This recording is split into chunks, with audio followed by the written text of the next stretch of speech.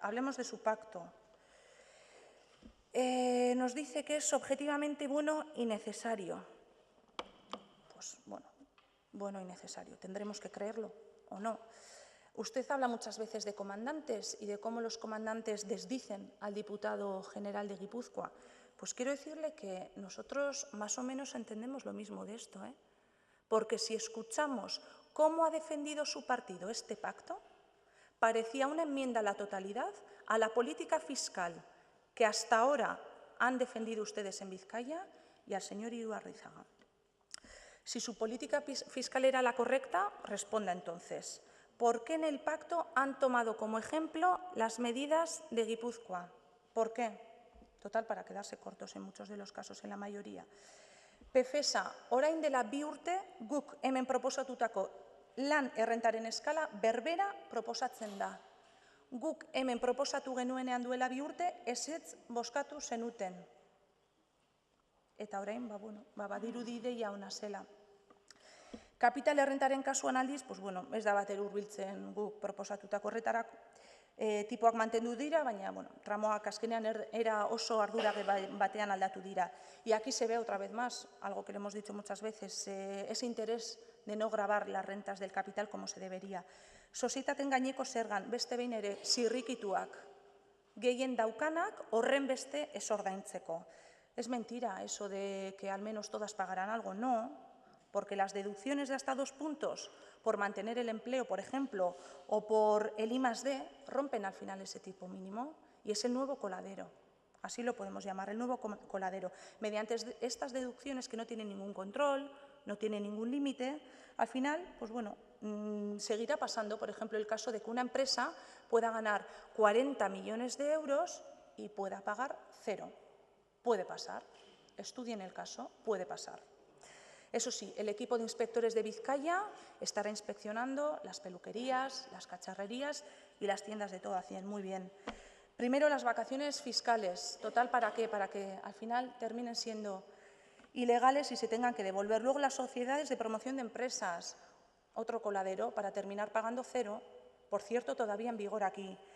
Ahora el I+D, que por supuesto que el I+D, que sí, pero con control y con límite.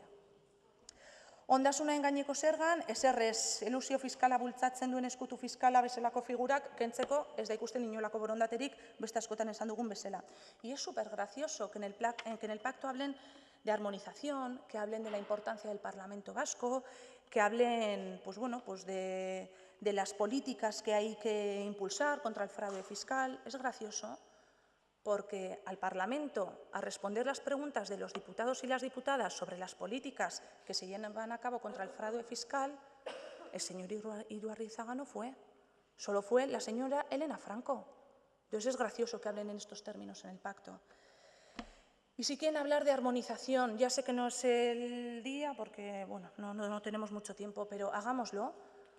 Hablemos de una hacienda única, de una única.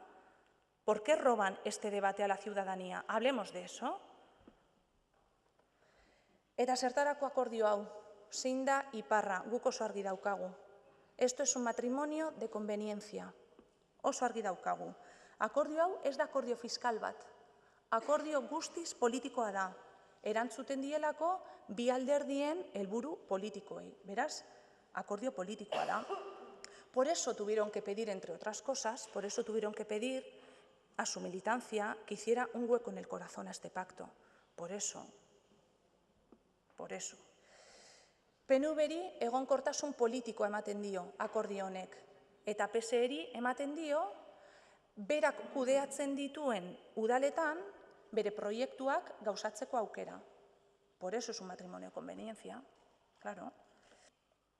Hemos dicho antes y lo volvemos a decir, se han visto obligados, a tener que pedir a su militancia que haga un rinconcito en el corazón a este pacto. Y eso es entendible. Hacer esas peticiones son entendibles, pero lógicamente cuando uno tiene la necesidad de justificarse de algo, ¿o no? ¿O no? ¿Por qué esa petición? No sabemos si la justificación es por haber tenido que pactar con el PSE, quizá porque su militancia no lo iba a entender tan bien, o quizás sí, pero porque lo que estaban pactando no era lo que debería, no sé. Pero, desde luego, algo han tenido que verse obligados a justificar. Este pacto vuelve a recuperar los viejos discursos de estímulos empresariales, planes interinstitucionales de inversiones y un largo etcétera. El acuerdo recoge además como un gran logro, esta es otra, como un gran logro que se garantice la misma financiación para educación, sanidad y políticas sociales para 2014, con los recortes que había habido. Y eso se tiene que entender como un logro. No creemos que sea motivo para alardear. Lo hemos dicho antes, nos parece más un avance hacia un sistema fiscal un poco en retroceso, retrógrado, que nos recuerda a épocas anteriores. Y luego vamos a responder al Partido Socialista. El acuerdo, además, hemos dicho antes, que plantea aumentar la presión fiscal a las rentas del trabajo, reducírselas a las rentas del capital, como siempre, y no se hace ninguna mención a la tributación de la riqueza. PSE, ¿cómo entienden que hayan solicitado, ahora no tengo aquí el resumen, municipios Zumárraga, Barakaldo, Eibar, Ermua? Esas eran las prioridades que había en Euskal Herria en este momento, ¿verdad? El documento no hace absolutamente ninguna mención. Eskerrik asko. No hace ninguna mención al problema económico que tenemos en Euskal Herria. No hace ninguna mención al problema que tenemos los vascos y las vascas, que es la falta de soberanía.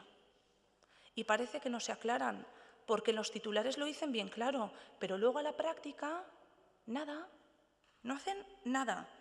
La capacidad de las instituciones vascas para legislar sobre las relaciones laborales, las modificaciones de los impuestos indirectos o para determinar incluso la cuantía del déficit del sector público. No sé, aquí no tenemos capacidad para decidir nada y, desde luego, así poco recorrido nos queda. Eskerrik asko.